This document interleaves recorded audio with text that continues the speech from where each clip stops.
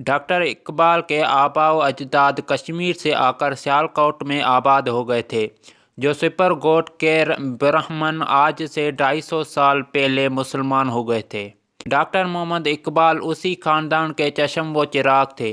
Doctor Iqbal کے والد شیخ نور محمد بڑے نیک اور اللہ والے بزرگ تھے۔ سیالکوٹ میں ان کا چھوٹا سا کاروبار تھا۔ وہ سارے شہر میں نیکی اور پرہیزگاری کی وجہ سے ہر دل عزیز تھے۔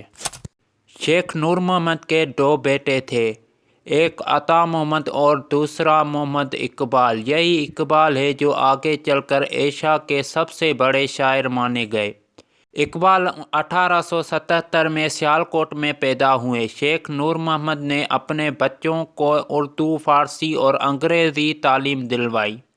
شیخ عطا محمد، جو اپنے چھوٹے بھائی اقبال سے 14 برس بڑے تھے، انجینئر بن گئے اور اقبال مشن اسکول میں تعلیم پا کر کالج میں داخل ہو گئے۔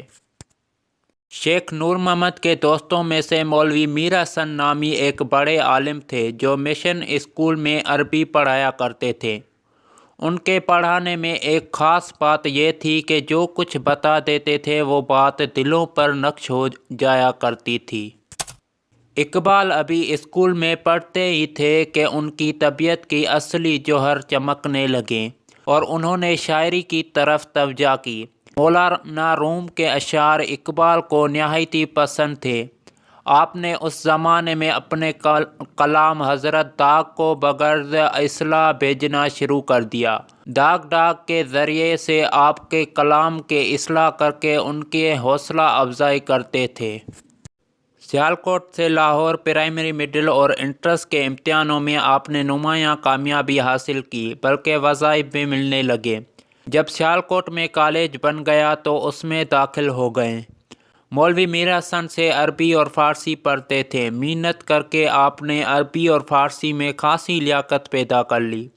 سیالکوٹ میں FA کا امتحان پاس کر کے سلسلہ تعلیم کو جاری رکھنے کے لیے لاہور پہنچنے اور گورنمنٹ کالج میں داخل ہو گئے۔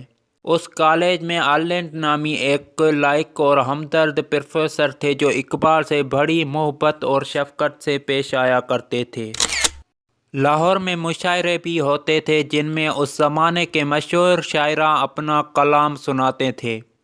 اقبال بھی ان محفلوں میں جانے اور اپنا کلام سنانے لگے۔ آہستہ آہستہ سب کی نظریں ان پر پڑنے لگیں اور ان کی عمر 22 سال کی تھی کہ لاہور کے ایک مشاعرہ میں انہوں نے ایک غزل پڑھی۔ اس مشاعرے میں مرزا ارشد گرگانی بھی تھے، جو ان دنوں چوٹی کے شاعروں میں گنے جاتے تھے۔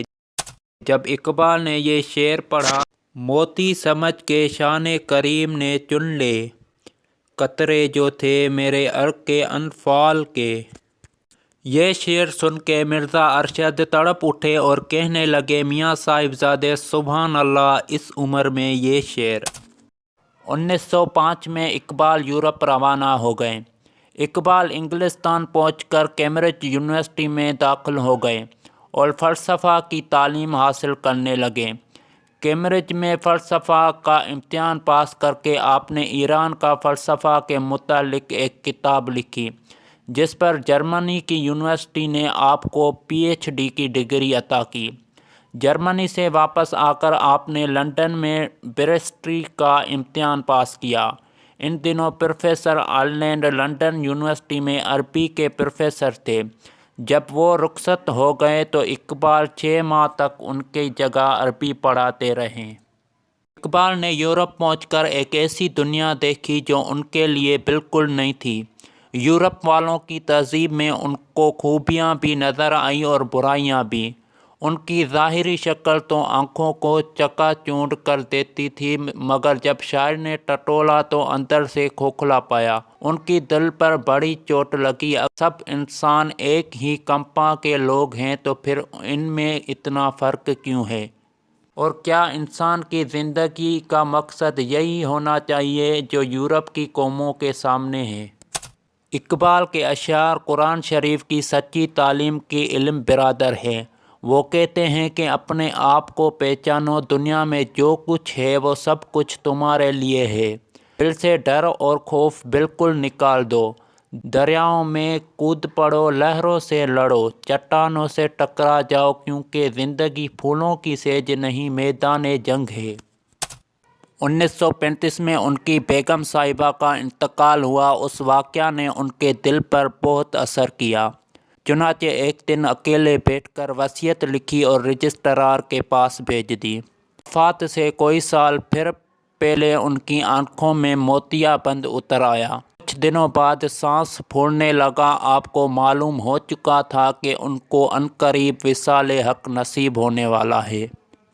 1937 میں طبیعت زیادہ بگڑنے لگی۔ قلب بہت کمزور ہو گیا تھا۔ دلی کے مشہور طبیب نابینا صاحب اور حکیم محمد حسن قریشی پرنسپل طبیہ کالج علاج کرتے تھے۔ آپ کے بڑے بھائی شیخ عطا محمد نے آپ کی بگڑی ہوئی حالت کو دیکھ کر دو چار کلمات تسلی کے کہے، مگر علامہ اقبال کہنے لگے کہ بھائی میں مسلمان ہوں، موت سے نہیں ڈرتا۔ آخرکار علامہ نے 21 اپریل 1938 کو انتقال کیا۔ وفات کے وقت ان کی عمر 65 سال سے اوپر تھی۔ انا للہ و انا الیہ راجعون کا کلام پورے ہندوستان میں چھا گیا۔ اقبال کی وفات کی خبر آنا فانا لاہور میں پھیل گئی۔ بازار بند ہو گئے اور لوگ جاوید منزل کی طرف جانے لگے۔